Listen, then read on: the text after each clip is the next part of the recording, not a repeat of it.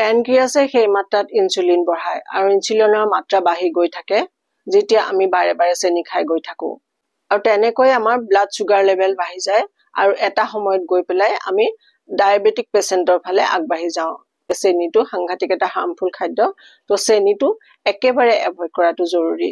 যেতিয়া আমি মিঠা খাওঁ আমাৰ শৰীৰত ডপামিন হৰমন বাঢ়ি যায় আৰু তেতিয়া আমি খুব হ্যাপি ফিল কৰো আৰু সেইটোৱে গৈ পেলাই লাহে লাহে আমাৰ হেবিটত পৰি সো মিঠা খাব মিঠা খোৱাত একো আপত্তি নাই কিন্তু হেলদি মিঠা খোৱাটো হে জৰুৰী আৰু যিমান আপুনি বেছি মিঠা খাই গৈ থাকিব চেনি খাই গৈ থাকিব লাহে লাহে আপুনি অবেসিটিৰ ফালে যায় লাহে লাহে শকত হ'বলৈ ধৰে আৰু শকতটো কেন্সাৰৰো এটা কাৰণ হ'ব পাৰে সো খুব সাৱধান হ'ব